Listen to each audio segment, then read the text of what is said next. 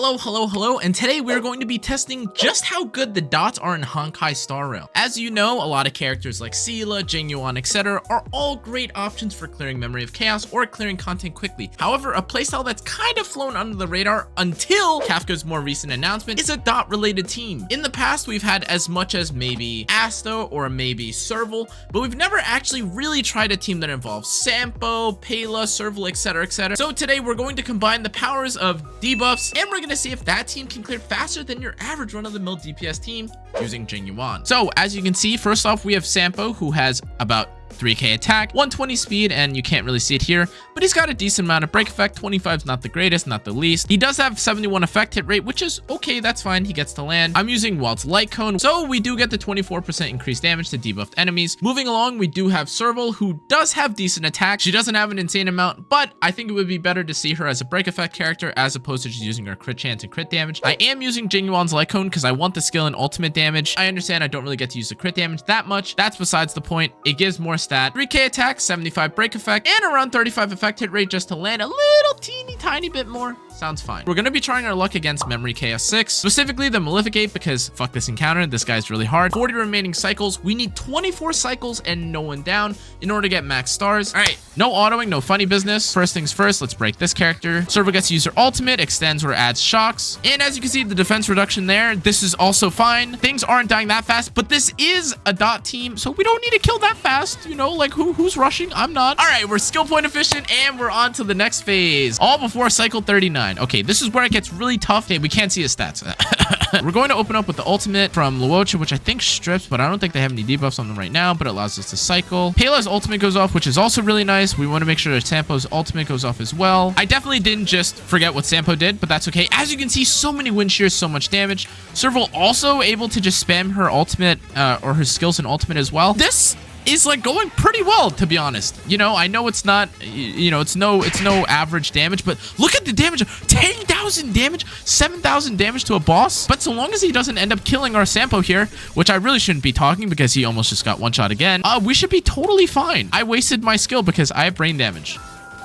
Okay, he's getting low. We get wind shear again, and he got broke right there. 13,000 damage is no laughing matter. He has 8 wind shear stacks. Look at like the total list of debuffs he has here. Oh my god. My Sampo is even E0. Really impressive, actually, to have not a single imprint of a character at 4-star, to be honest. Okay, as you can see here, we're just chilling. We're adding... Oh, we got resisted. Hey, Sampo.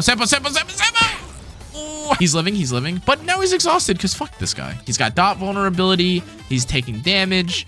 Pela can suck my balls. Okay, the real challenge that was going to come from next turn because we have to fight 2 enemies next time as opposed to 1. Okay, we get to prolong our shock or apply the shock. That's totally fine too. It switches off. I do want to get it off of Sampo. I don't want it to go on Serval though. Oh, perfect. Now the little Malefic Ape is dead. We have 35 turns left, which is pretty good pacing in all honesty. This is a lot faster than I thought we would be going through this. And I just used my skill points on something stupid instead of on my shock. Okay, fuck it. All right, so the wind shear gets applied. I actually really need to apply the AoE defense down here because the longer that these ads are alive... Oh, never mind. Okay, not bad. I was going to say I was a little bit worried, but now that we have the strip and they're frozen, look at them. Look. Hey, haha, take a turn. That's what I thought. All right, the only thing that's kind of unfortunate here, I do have Serval, which is a great debuffer. However, there isn't any weakness break I can apply with her. She kills the ads though, which is totally fine. Breaking an enemy is just as good. You know, we get to push him back. I wish she wasn't about to get hit, please. Don't die. Okay, all right. So long as Sampo doesn't get hit, we should be okay. And so... No. Oh my god, for some reason I thought it was going to be an AoE. Okay, the field is up, so we don't actually need to use the heal here. We just need to deal damage, and look, perfect, okay? No damage required, no panicking, no nothing. I'm gonna stop using my skill on her because that's such a bait. The shocks into the ultimate. This is doing okay damage. 11,000 damage isn't the greatest, but also really isn't the worst. Oh my god. Please use your ultimate. Oh my god. Okay. Unfortunately, Sampo kind of needs to use his skill here. All right, but if we get the heal, we force it onto the Luocha, and therefore we don't get smacked. And oh my god, we're not just fucking NPC bots that don't know how the Malefic Ape works. So we actually have an idea. We can read. Here, if I get the AoE ultimate off, we can actually kill this mob before stage 30. All we need to actually do to clear the stage is to cleared by 24 if I'm not mistaken. Okay, so the little ads on the side are dead because, you know, their big leader is dead. Okay, I probably have an easier time having Serval get hit. That's okay, get hit. I get to use my ultimate. It's still not comfortable when I get chopped to 900 health. I guess, I don't know, maybe my Sampo has more defense or something. I don't remember him taking so much damage. With this, we should be cleared and...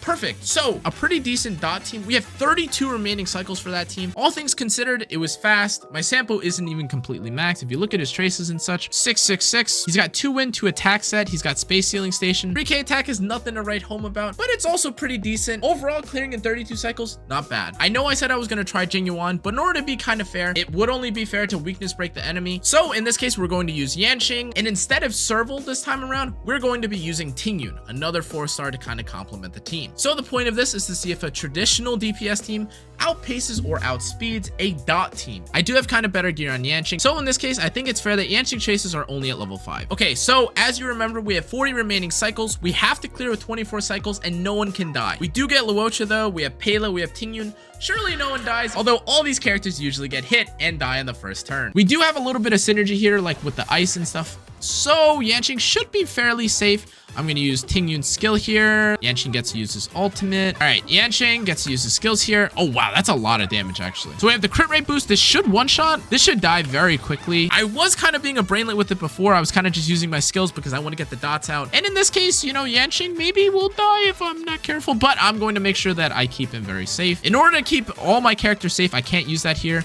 I am going to kill this one, though. So long as we end up timing it properly, Luocha gets to use his skill. They all attack Luocha. Everyone's safe and sound. No one's dying. Go ahead, hit my Luocha. Perfect. All right, we're about to break into turn 38, which is kind of bad. Not really, though. I think we're on pretty good pacing here.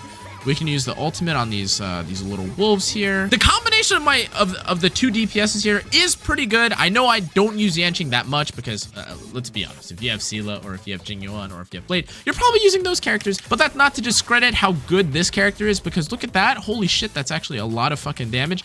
Oh my god, look at this. My fucking brain is off because now I'm about to get Yanqing hit. Do I want the ice boy or the fox lady to get hit? Okay, we'll protect the wife. We'll protect the wife. All right, here we go. Okay, that's half his health. All right, okay. Maybe we won't do that next time. This is pretty spot on pacing. I could have timed maybe my ultimate on Pela and my Yanqing's ultimate a little bit better, but haha, sucks to suck. Look at him, he's just frozen. Wow, this is really tough. I want to make sure I don't get hit, but okay, this should be the final. This should be the nail in the coffin, right? Yes, and the proc. Okay, so as you can see, we're entering into battle 3 with 35 turns left. That's not a whole lot of turns for what I would have expected from this. We do get to use the ultimate on Yanqing, who should be able to one-shot the guy on the left relatively quickly. If we use Yanqing's ultimate here. Oh wait, oh no, I forgot to use the okay, we're safe. Okay, we should use our skill here because then it breaks, everyone gets frozen. Yanqing has his ultimate here, so we should be able to one-shot the guy on the left. Perfect. Defense reduction. That was pretty good damage. 37,000 damage. Obviously, like the peaks of like a DoT team are obviously going to be lower than the peaks of a traditional DPS team. That's not what we're here for, though. We're not trying to compare those numbers. What we're trying to compare is this number over here, how many turns it takes to actually clear. And as you can see here, we're not doing too hot. We might be a little bit in the pits. And you saw the stats on my Yanqing. He has pretty good gear for what it's worth. Okay, we actually can't use anything, or we're gonna have to pick up the pace here. We actually need to kill this here, hopefully. Yes. Oh my god. Okay. But the healing field heals us up. Oh my god. This is actually such a chaotic fucking fight. He actually gets frozen, but wow, we're on our 32nd turn. That's really not that good. Obviously, like, it might have been better if Pela was like Silver Wolf or something, but that's not the point of this. We have the defense reduction. He's already weak to ice anyways. Realistically, Yanqing's kind of just not pulling his weight compared to Sampo and Serval, which is kind of surprising because this is the single target portion of the fight. And it doesn't look like this monkey's gonna die anytime soon. There's already defense reduction and everything on her though. I guess just the scaling from the dots looked pretty much better because this is it. We're on the last turn for us to quote-unquote beat out the Nihility team, and it just doesn't look like we're gonna get there. We put on the damage buff. We give the ultimate buff here. Dance applies so everyone gets pushed a little bit. We use the ultimate, and 46,000. into 19,000 into another 3,000. So that's 69,000 damage, and we're going to turn 30. That's really not that good from the traditional team. And again, I know like my traces weren't terrific on my Yanqing. From everything that we saw about this Yanqing team, I mean, you could take a look at it if you'd like yourself. The Yanqing here has 3.3k attack, 240 crit damage, but between the dots and the Yanqing ultimate, it really didn't do much damage. We actually cleared a full turn slower than if I had just taken the Nihility team. But I guess it just goes to show you traditional DPS isn't always the answer. As we close out this video, guys, a couple notes, like observations from like the one fight that we did. The gear disparity was really not that much. The traces were more in favor of Sampo, I would argue. However, Yanqing's gear, like compare 3k attack and 71 effect hit rate and 24 break damage compared to 3,300 attack and 240 crit damage. I think it's pretty clear which of these two characters are better geared. And again, I know it's a single target DPS, but even on the single target mob, which is, you know, obviously the Malefic Gorilla, it still took quite a number of turns to whittle it down. So that's going to be it for this one, guys, though. In case you were wondering, obviously Nihility is going to be getting a buff with Kafka's release. However, as it stands right now, you might just be able to play Nihility even without Kafka. But as always, guys, that's going to be it for this video. I hope you enjoyed. If you learned something, make sure to like, comment, turn on the notification bell. Let me know what you thought of this showcase. Do you like Nihility characters? Do you think they're good? Do you think they're bad? Let me know in the comment section below. If you want to see more content like this, you can follow on Twitter, join the Discord, follow me on Twitch, all that jazz. Thanks so much, guys. I'll see you on the next one. Adios.